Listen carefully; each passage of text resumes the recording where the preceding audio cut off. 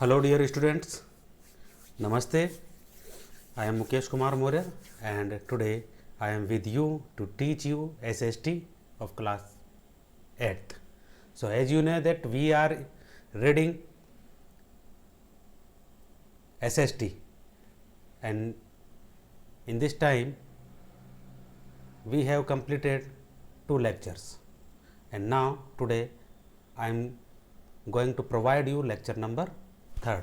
So dear students, आप लोगों ने लेक्चर नंबर 1 और लेक्चर नंबर 2 को अच्छी तरीके से स्टडी कर लिया होगा, समझ लिया होगा. I am repeatedly saying you that you should give your efforts, your dedication while studying at online, okay, because online mode is a very sensitive mode. If you will not understand things with dedication and with efforts, then everything would be evil, okay. तो मैं ये कहना चाहता हूँ कि यदि आप लोग अच्छी तरीके से नहीं पढ़ेंगे, नहीं समझेंगे, ऑनलाइन स्टडी में डेडिकेशन के साथ और समर्पण के साथ, एकाग्रता के साथ यदि आप नहीं बैठेंगे तो शायद उतनी बेनिफिशियल नहीं होगी. इसलिए मेरा बार बार आपसे यही कहना है कि आप लोग अपना डेडिकेशन के साथ, समर्पण के साथ और नोटबुक और पेन लेकर साथ में बैठिए, अपने नोट्स बनाइए. साथ के साथ एक बार आप वीडियो देख लेते हैं तो उसके बाद नोट्स बनाइए, देख देख कर, पॉज कर कर, लेकिन बनाइए ज़रूर, क्योंकि आपके हाथ से बनाए हुए नोट्स आपको बहुत काम आने वाले हैं. इससे आपको लर्न भी होता है. तो लर्न होता है तो ये चीज़ें आपको लंबे समय तक याद रहने वाली है यदि आप लोग अपने नोट्स बनाओगे तो. So without any delay now we start our lecture number 3, okay.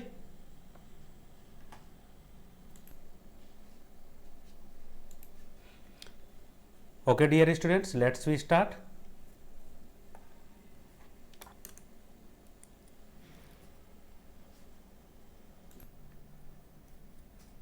Yes dear students, look at here the problem with trade, व्यापार के साथ समस्या. During the 19th century के दौरान tribal groups found that, tribal groups ने पाया या उनको लगा that traders and money lenders were coming into the forest more often. मतलब 19th सेंचुरी के दौरान ट्राइबल्स लोगों को ऐसा लगा कि व्यापारी और मनी लेंडर्स लगातार अक्सर आ रहे थे जंगलों में, ऐसा उनको लगा. Wanting to buy forest produce, काहे के लिए कि वो फॉरेस्ट प्रोड्यूस चाहते थे, इसके लिए.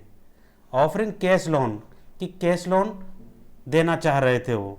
And asking them to work for wages, और उनके सामानों के लिए, उनके भत्तों के लिए वह काम के लिए पूछ रहे थे. It took tribal group some time to understand the consequences of what was happening. इसने ये समझने में टाइम लिया. It took tribal group some time, इसे समझने में, यानी कि जो हमने पढ़ा कि वहाँ अंग्रेज लोगों ने, कॉलोनियल लोगों ने जो नीति बनाई थी कि जंगलों से बाहर निकालो इन लोगों को, और जंगल काटने पर प्रतिबंध लगा दिए थे. तरह तरह के उन्होंने ऐसे कानून बना दिए थे जिसके कारण जो ट्राइबल्स लोग हैं वो जंगलों से जा रहे थे, और अंत में अंग्रेज लोगों को ही वहाँ काम करने के लिए लेबर नहीं मिली. तो उन्होंने फिर सोचा कि अब हम काम किससे करवाएंगे. तो उन्होंने सोचा कि क्यों ना ऐसी स्थिति डेवलप की जाए कि हम शर्तों के साथ इन ट्राइबल्स लोगों को यहाँ रहने दें, लेकिन हमारी शर्त ये होगी कि तुम्हें हमारे लिए काम करना पड़ेगा, तुम्हें हमारे लिए लकड़ी ढोना पड़ेगा, जंगल काटने पड़ेंगे, लकड़ी काटनी पड़ेगी, जो सब हम कहेंगे वो हम तुम्हें देंगे, और साथ के साथ हम तुम्हें एग्रीकल्चर करने के लिए लैंड भी देंगे ताकि तुम झूम एग्रीकल्चर कल्टीवेशन कर सको. ओके. सो ऐसा समझने में वहाँ पर लोगों को वापस टाइम लगा कि ये वापस हमें यहाँ हमारे पास क्यों आ रहे हैं और हमें ऐसा जंगलों में रहने के लिए क्यों कह रहे हैं. ठीक है. तो देखिए, let us consider the case of silk growers. एक उदाहरण लेते हैं जो सिल्क उगाते थे, मतलब सिल्क पैदा करते थे। ठीक है, सिल्क का पौधा, सिल्क का शहतूत के जो प्लांट होता है उस पर सिल्क का कीड़ा लगता है, वॉर्म होता है इस तरीके से ये, और ये उस पर ये जीव जो होता है यह शहतूत के पेड़ पर लगता है सिल्क का। इन द 18th सेंचुरी, 18वीं शताब्दी में, Indian silk was demand in European market. Indian का जो सिल्क था, सिल्क जो कपड़ा था, इसकी डिमांड यूरोपियन मार्केट में थी। The fine quality of Indian silk was highly valued and exports from India. India से एक्सपोर्ट होता था बहुत फाइन क्वालिटी का, अच्छी क्वालिटी का सिल्क।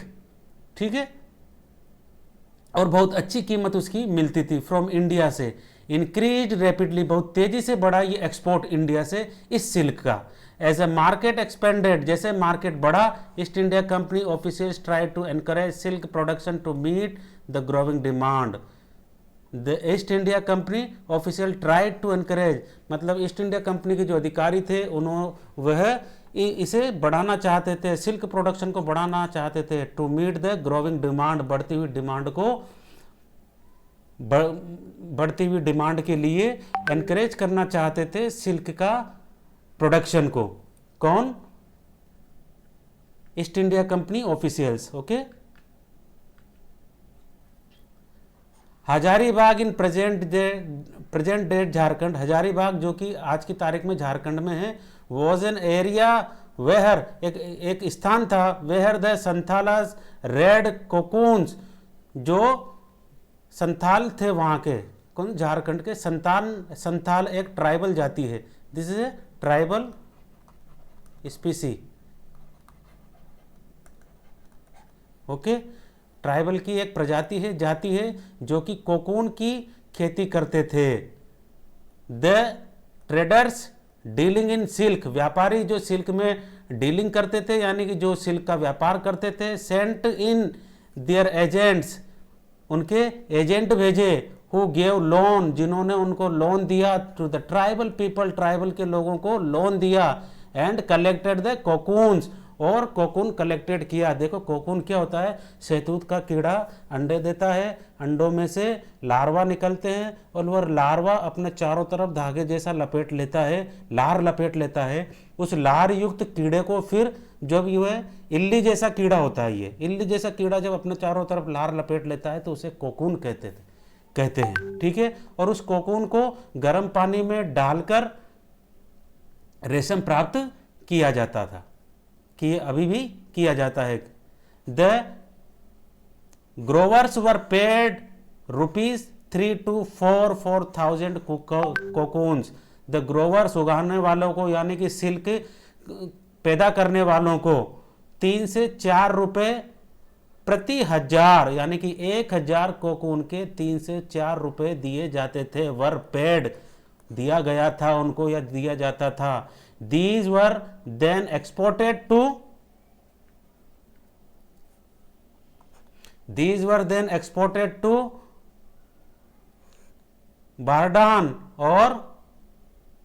बर्डवान और गया।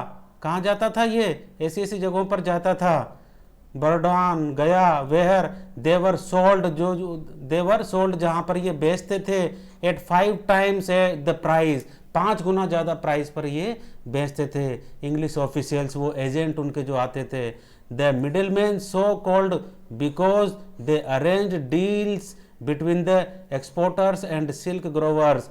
और जो मिडिल मैन थे वह एक्सपोर्टर्स, यानी कि निर्यातकर्ताओं को जो बाहर बेचते थे, और सिल्क का प्रोडक्शन करने वालों के बीच में कम्युनिकेशन का काम करते थे।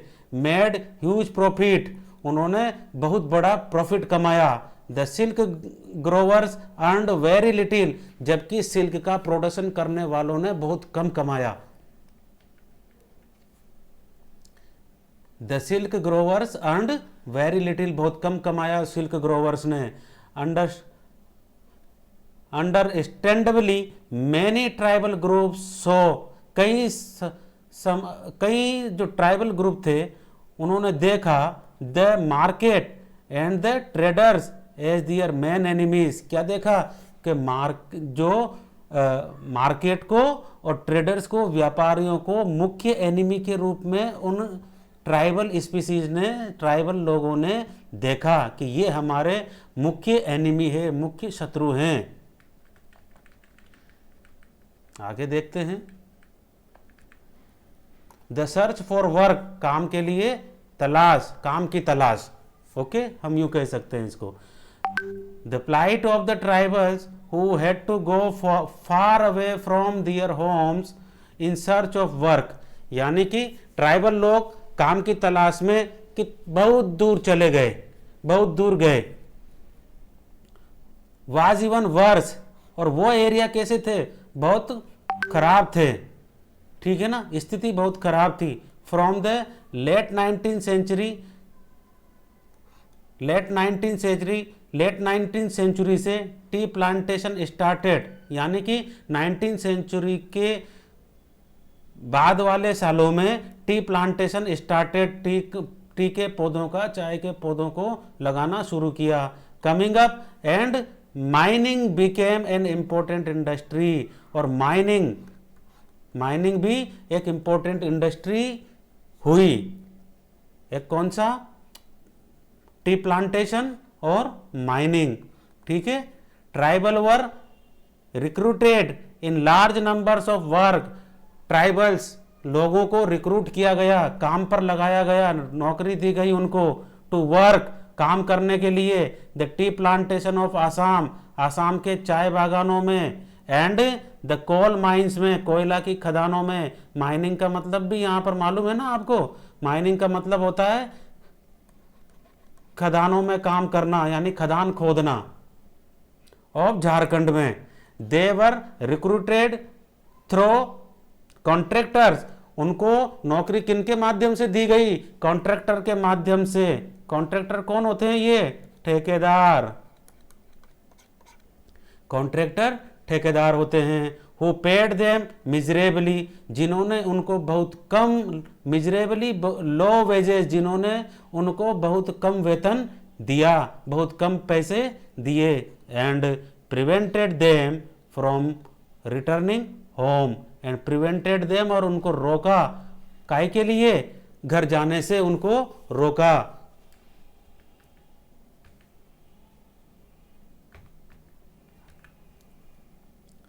A closer look throughout the 19th and 20th century, tribal groups throughout the 19th and 20th century, यानी कि 19वीं से 20वीं शताब्दी में tribal groups in different parts of country, tribal group country के, हिंदुस्तान के विभिन्न हिस्सों में, रेबल्ड against the changes in law, उन्होंने मतलब अपनी आवाज़ उठाई, किनके खिलाफ, against the changes in law, जो लॉ बनाए गए थे, कानून बनाए गए थे, उनको बदलने के लिए उन्होंने रिबेलेशन चालू किया, आंदोलन, अपनी आवाज़ उठाना चालू किया। The restriction on their practices, the new taxes they had to pay, कई तरह के टैक्स लगाए गए जिन्हें उनको पे करना था। And the exploitation bye traders, और ट्रेडर्स के द्वारा जो उनका एक्सप्लॉयटेशन किया जा रहा था, यानी कि उनका शोषण जो किया जा रहा था। एंड मनी लेंडर्स के द्वारा, मनी लेंडर के द्वारा, ट्रेडर्स के द्वारा, व्यापारियों के द्वारा उनका एक्सप्लॉयटेशन किया जा रहा था, शोषण किया जा रहा था, उन पर नाना प्रकार के मतलब टैक्स लगा कर उनके ऊपर शोषण किया जा रहा था।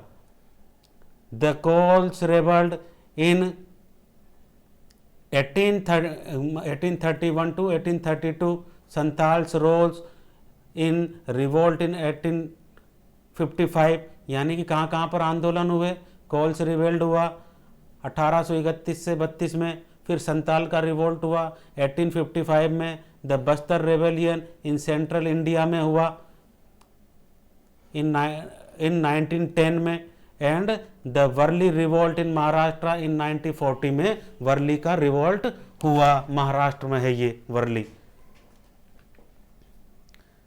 The movement that Birsa led was one such movement, the movement that Birsa led, आंदोलन जो बिरसा ने किया वह भी एक ऐसा ही आंदोलन था, बिरसा मुंडा। ओके, बिरसा मुंडा के बारे में पढ़ेंगे। Birsa was born in mid 1870s, 1870 के मध्य में पैदा हुआ था। The son of a poor father, the son of a poor father यानी कि गरीब पिता का पुत्र था। He grew up around the forest of Bohonda, Bohonda एक जगह है, वह बोहोंडा के जंगलों में बड़ा हुआ। Grazing sheep, playing and flute and dancing in the local akhara. और क्या क्या सीखा? ग्रेजिंग शिप, भेड़ों को चराना, प्लेइंग फ्लूट, फ्लूट बजाना उसने सीखा, फ्लूट यानी बांसुरी, एंड डांसिंग सीखा इन लोकल अखाड़ा। लोकल अखाड़ा मतलब ये एक तरह का वहाँ का डांस है, संस्कृति है वहाँ की। Forced by poverty his father had to move from place to place, गरीबी के कारण उसके पिता को एक स्थान से दूसरे स्थान पर जाना था। लुकिंग फॉर वर्क, काम की तलाश में एक स्थान से दूसरे स्थान पर जाना था, यहाँ जाना पड़ता था। As an adolescent Birsa heard tales of the Munda uprising of the past and so the sardars of the community urging the people of revolt. They talked of a golden age when the Mundas had been free of the oppression of Dikus and said there would be a time when the ancestral right of the community would be restored. They saw themselves as the descendants of original settlers of the region fighting for their land, reminding people of the need of win back their kingdom. Okay, Birsa went to local missionary school and listened to the sermons of missionaries. There too he heard it said that it was possible for Mundas to attain the kingdom of heaven and resign their lost rights. This would be possible if they became good Christian and gave up their bad practice. Later Birsa also spent some time in country of a prominent Vaishnava preacher.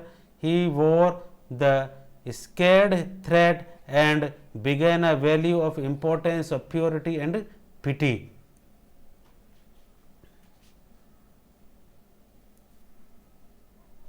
Birsa was deeply influenced by mean of idea he came in touch with in his growing up years. Birsa was deeply influenced by many of the idea, कई idea उसको influence कर रहे थे।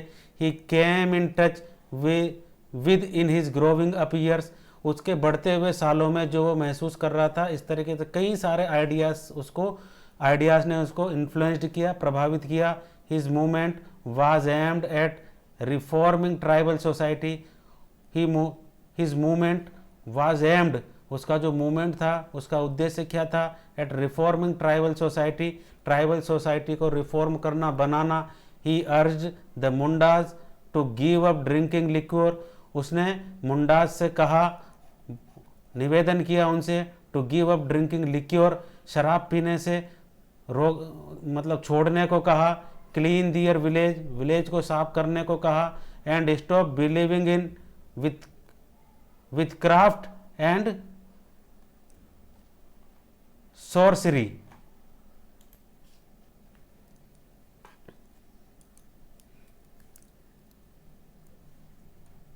Yes. Clean their village, गांव को साफ करने को कहा। And stop believing in witchcraft and sorcery, और स्टॉप बिलीविंग इन, और रोकने को कहा believing in witchcraft and sorcery, यानी कि जादू टोना में विश्वास करने से रोकने को कहा कि इसमें विश्वास मत करो। बट वी मस्ट रिमेंबर, लेकिन हमें याद रखना चाहिए, that Birsa also turned against missionaries and Hindu landlords. Birsa also turned against, यानी कि उनके खिलाफ मुड़ा, वो किनके खिलाफ? मिशनरीज के खिलाफ, एंड हिंदू लैंडलॉर्ड्स के खिलाफ। ही सो, उसने देखा देम एज आउटसाइड फोर्सेस, उसने उनको आउटसाइड बाहरी ताकतों के रूप में देखा। That were ruining the Munda way of life, जो कि मुंडाओं की, जो मुंडा जनजाति थी, बिरसा मुंडा जनजाति से बिलोंग करता था, कि that were ruining the Munda way of life, कि मुंडा के जीवन का जो जीने का तरीका था उसको रूइनिंग कर रहे थे, बर्बाद कर रहे थे, डिस्ट्रॉय कर रहे थे।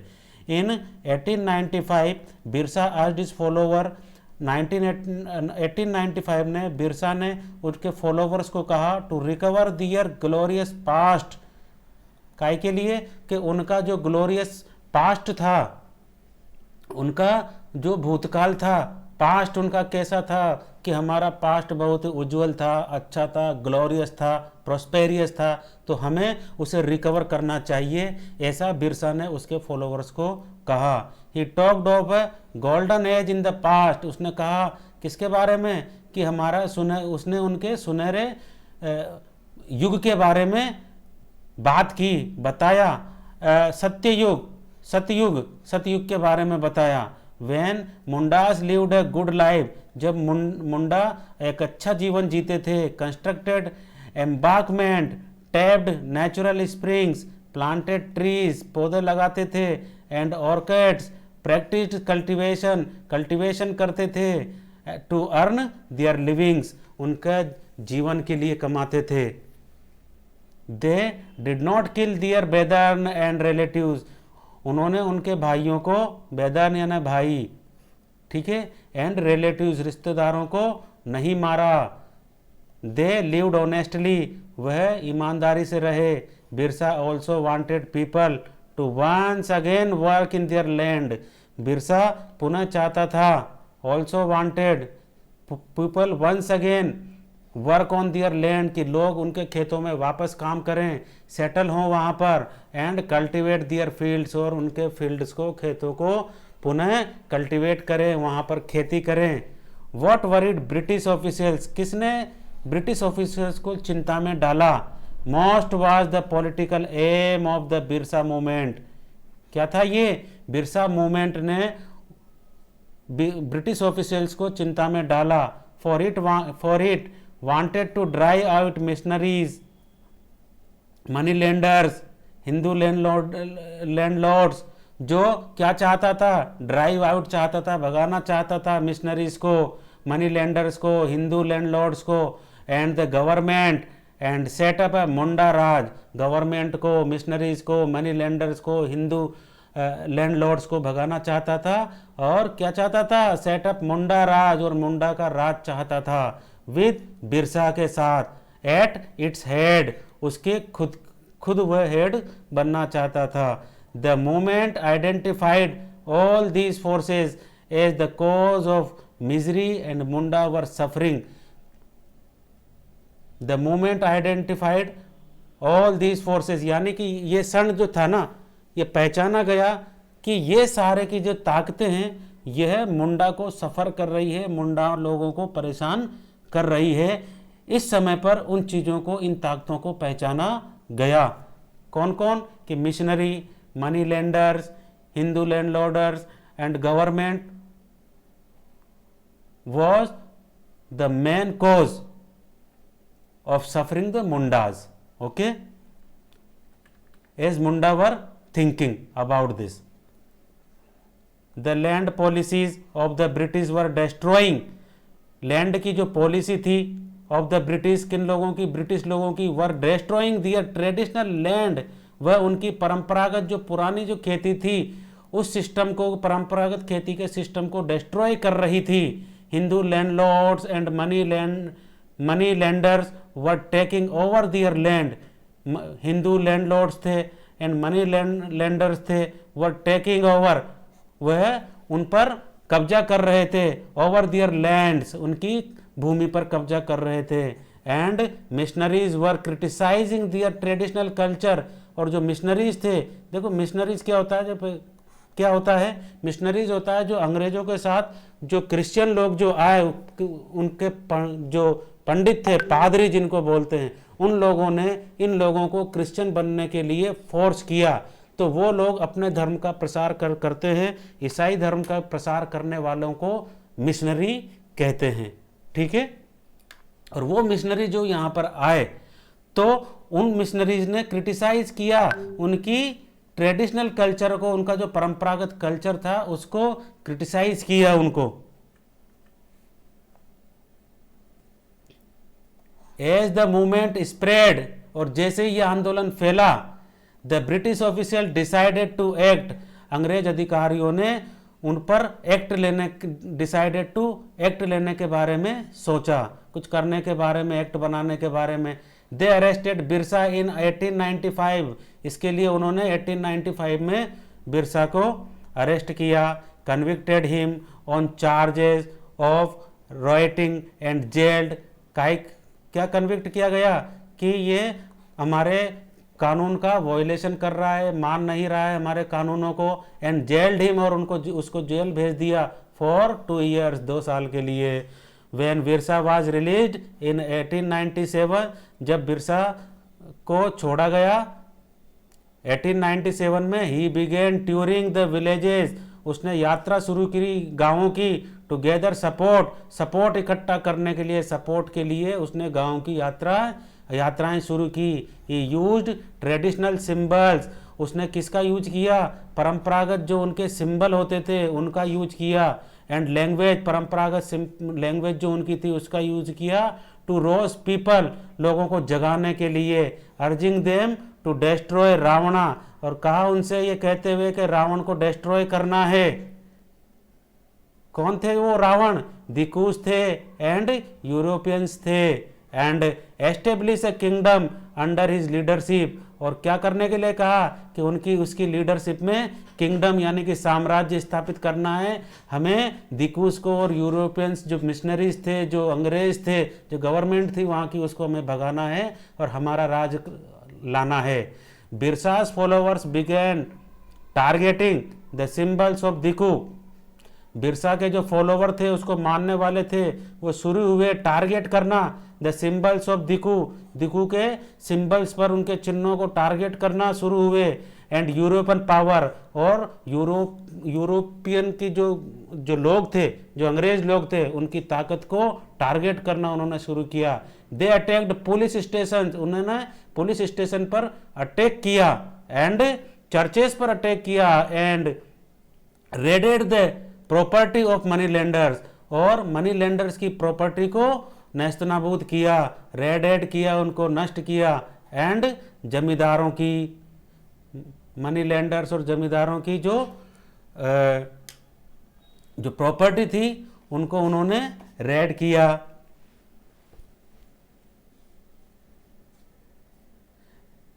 दे रेज्ड द वाइट फ्लैग, उन्होंने व्हाइट फ्लैग रेज किया यानी कि फहराया, as a symbol of Birsa Raj, कि ये बिरसा राज के सिंबल के रूप में कि यहाँ पर बिरसा का राज है, उसको दर्शाने के लिए उन्होंने व्हाइट फ्लैग को फहराया। इन 1900 बिरसा डाइड ऑफ कोलेरा, 1900 में बिरसा मर गया कोलेरा के कारण। And the movement faded out, और मूवमेंट समाप्त हो गया। हावेवर द मूवमेंट वाज, समाप्त हो गया, फेडेड आउट यानी कि धीमा हो गया, हल्का हो गया, ये भी कह सकते हैं हम। However the movement was significant in at least to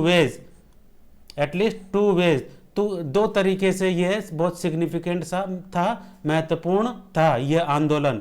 first जो सिग्निफिकेंट था वह, it forced the colonial government to introduce laws so that, मतलब इट फोर्स्ड, इसने मजबूर किया कॉलोनियल गवर्नमेंट को, अंग्रेजों की जो गवर्नमेंट थी उसको मजबूर किया टू इंट्रोड्यूस लॉज इंट्रोड्यूस करने के लिए, कानून इंट्रोड्यूस करने के लिए, so that the land of the tribals could not be easily taken over by dikus, ताकि दिकूज के द्वारा आसानी से ट्राइबल्स की जमीन नहीं ली जा सके, उस पर कब्जा नहीं किया जा सके आसानी से।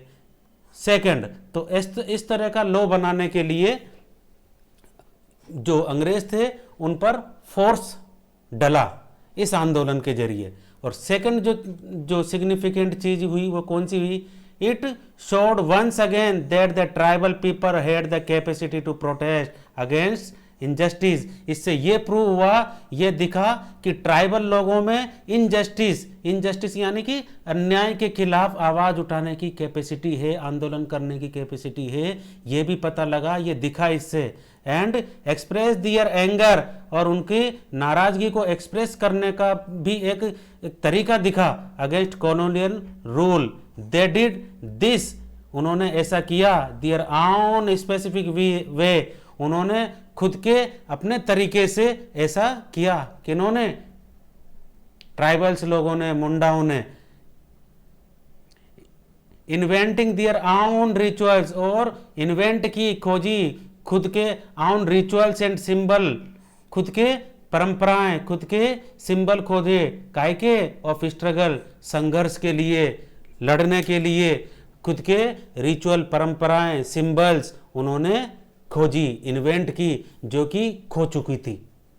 ओके, तो ये था बिरसा मुंडा और उसके बारे में। और इस तरीके से now we have finished our chapter. Okay, so अब आपको यह वापस रिपीट करना है, बार बार रीड करिए with full understanding of meanings. Okay, full understanding of meanings. If you will unable to understand meanings, then you would be unable to give answers. Okay, so it is necessary to read this chapter with understanding. Okay, then we will be able to give answer of every question. Okay, तो dear students, आपको ये chapter दोबारा पढ़ना है, and then you have to do question answers. Okay, so first है fill in the blanks भरना है आपको, है ना। try to find out question answers, fill in the blanks.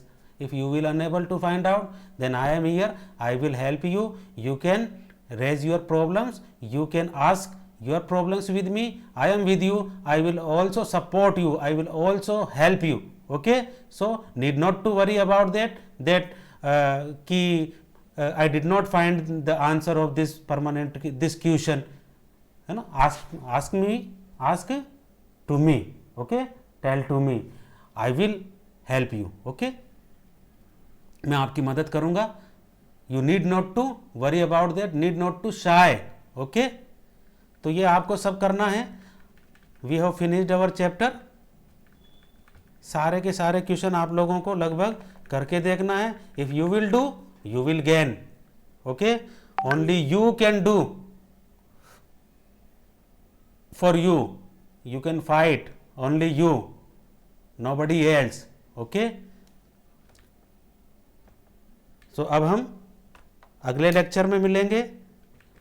आपको कोई प्रॉब्लम हो तो आप ग्रुप में लिख सकते हैं कि सर मुझे ये नहीं आया है, please give me solution of this question, I will respond you, need not to worry. Okay, so now we'll see in our next lecture.